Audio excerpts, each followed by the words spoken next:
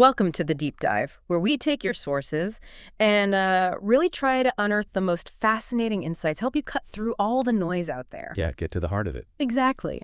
Today, we're plunging into a story that, honestly, it grabbed headlines far beyond, the initial incident itself.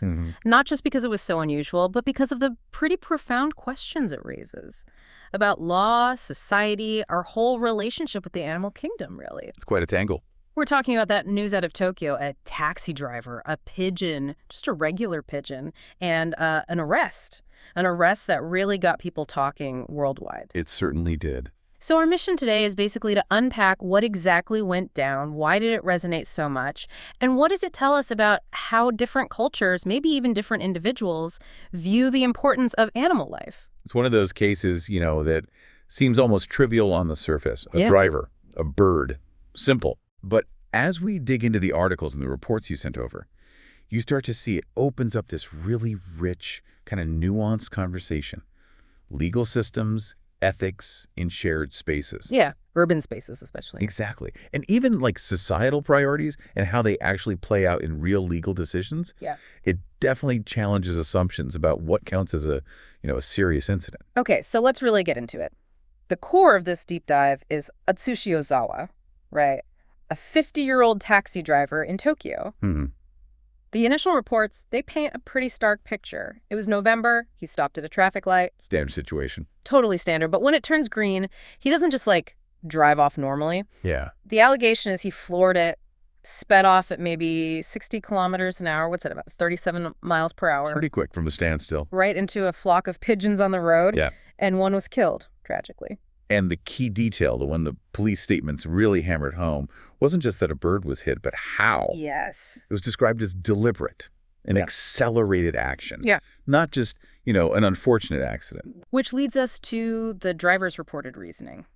This part is, it's something. It really set the tone, didn't it? According to the local media, Ozawa told investigators pretty bluntly, and this quote went everywhere, "Roads belong to humans, so pigeons should have dodged out of the way." Wow. I mean, that single statement just immediately shifts the whole thing, doesn't it? It's not just a traffic incident anymore. No, it's like a clash of worldviews. Exactly. Human-animal coexistence, especially in a packed city like Tokyo, where, wild animals are just part of the fabric, even if we don't always notice them. It really highlights a particular mindset. And what takes this from just a sad road incident to actual news is what happened next. A passerby heard it. Heard the engine, apparently, that distinct sound of sudden acceleration. Yeah, unusual. And they reported it to the police. And here's where it gets, for many people, really surprising. The Tokyo police took it incredibly seriously. They really did. Not just a shrug, oh, well, it's a pigeon.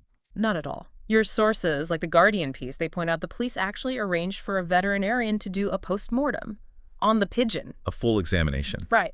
And they determined the cause of death very specifically as traumatic shock. I mean, that's a proper investigation. The level of official response it's striking. It really makes you ask, doesn't it? Right. Why? Why would running over one common pigeon lead to a formal arrest, an investigation, a post-mortem in a huge, busy city like Tokyo? That's the million-dollar question, or maybe the million-yen question here. Well, the core reason, based on the legal analysis you shared, is that Ozawa was arrested for violating Japan's specific wildlife protection laws. Ah, okay. It's not just general cruelty. Exactly. There's a crucial legal distinction emphasized in the sources. A common pigeon in Japan is specifically labeled not a game animal. Meaning You can't hunt it. You can't kill it without explicit government permission. It's not like, say, hunting deer in certain seasons elsewhere. There's a strict prohibition on harming these specific creatures without a very good, legally sanctioned reason. So it's quite a defined legal status for pigeons there. Very much so. To build on that, feral pigeons in Japan can only be killed under really narrow circumstances. Yeah. Like if they're proven to be a major nuisance, damaging crops, livestock, that sort of thing. Okay. And even then, you need explicit approval from the local authorities. So this isn't some vague catch-all animal cruelty law.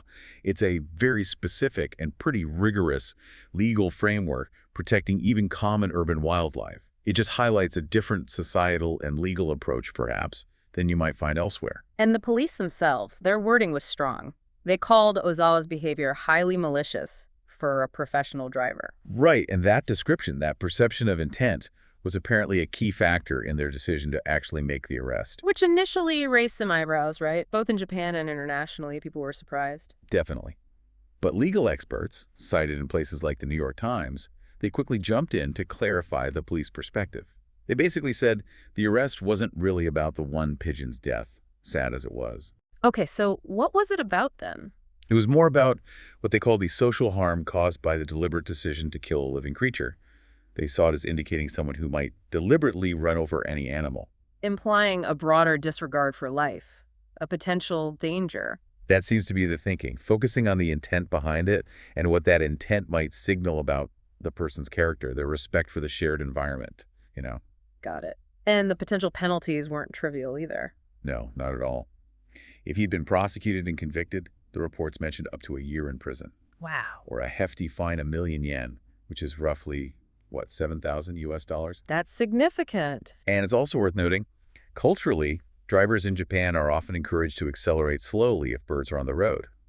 Give them a chance to fly off safely. So there's kind of an expectation of care. Yeah, it seems to be part of a wider understanding about peaceful coexistence, even with city wildlife, which kind of makes Ozawa's alleged actions stand out even more as an outlier. So, predictably, this whole thing just exploded online, didn't it? The arrest, the pigeon. Oh, absolutely. It sparked a huge range of reactions. Initially, a lot of just pure bafflement. Yeah, I saw comments like, is this the Onion? Or just, wow, you can get arrested for hitting a pigeon. Mm-hmm.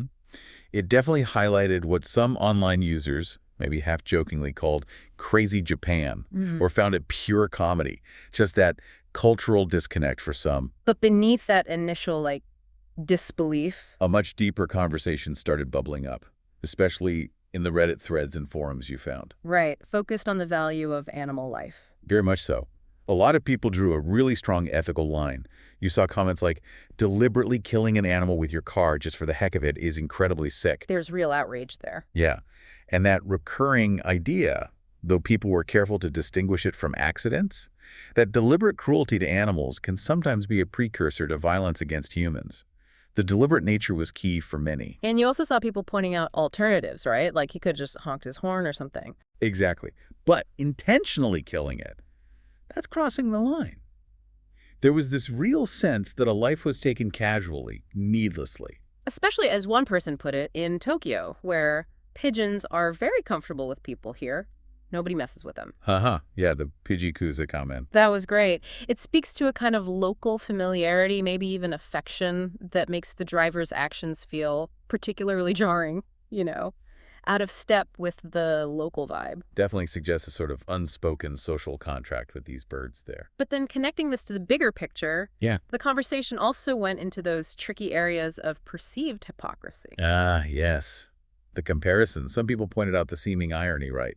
Arresting someone for one pigeon while Japan, as a nation, is known for consuming dolphins, whales, octopuses, animals many consider highly intelligent. That's a tough one. It really forces you to confront how different cultures and even individuals within a culture draw lines on animal protection. Which animals get legal protection? Which are food?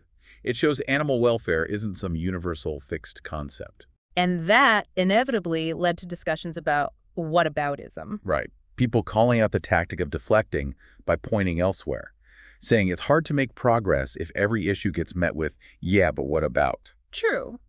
But it also surfaced a distinction many people seem to make, intuitively maybe. Which is?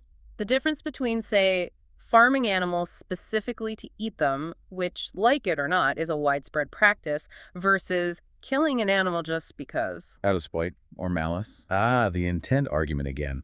For many, the purpose behind taking the life makes a huge moral difference. Killing for food versus killing just because you like it, as some put it. Exactly. And then finally, the incident also made some people question police priorities. Yeah, that came up too. Comments suggesting, Japan spends ages on minor stuff like pigeons, while serious issues like human trafficking get ignored. It highlights that classic tension, doesn't it? How do police balance enforcing specific laws, like wildlife protection, with tackling huge, complex societal problems? Absolutely. Resource allocation. Public perception of what's truly serious. The pigeon case became a kind of lightning rod for those broader debates for some critics. So, okay, we've had the incident, The driver's statement, the serious police response, the post-mortem, the huge online debate covering ethics, law, culture. A real roller coaster. And then after all that, there was one final twist, a pretty surprising one, actually. Indeed. On January 18th, just a couple of months later, the Tokyo District Public Prosecutor's Office announced their decision. And They decided not to prosecute Atsushi Ozawa, the taxi driver. no prosecution after everything. Nope. And what's really interesting, and leaves us hanging a bit, is that the specific reasons why they dropped it weren't made public. Huh. So we don't actually know the official logic. We don't. It just adds another layer of complexity, doesn't it? Makes you wonder about legal discretion, the practicalities of actually bringing a case like this to court. Any speculation on why they might have dropped it? Pure speculation, of course, but maybe they felt proving malicious intent beyond a reasonable doubt in court would be too difficult, despite the police view. Right. The bar is high in court. Or maybe they weighed the public interest, the resources involved for prosecuting a case over one bird against other demands. It's a reminder that an arrest doesn't automatically mean a trial or conviction. Lots of factors influence a prosecutor's call. So this whole deep dive into just one incident, a taxi driver, a pigeon, an arrest, it really shows how even seemingly small stories can carry so much weight, doesn't it? Absolutely. It sparks these vital conversations about our laws, our ethics, our responsibilities to other creatures. Yeah, it pushes you to think about what malicious really means in practice, how we value different kinds of life. And that complex dance between the law and the books, public feelings, and what actually happens in the end, especially when the outcome is unexpected like this. It's a fascinating window into human-animal interactions in our cities. And maybe it leaves you, the listener, with this thought to chew on. What does this specific story, ending the way it did, really tell us about that ongoing balancing act between human activity and protecting all the living things we share the world with? How would a similar incident be seen and handled where you live? Definitely something to consider. We hope this deep dive has given you plenty to think about.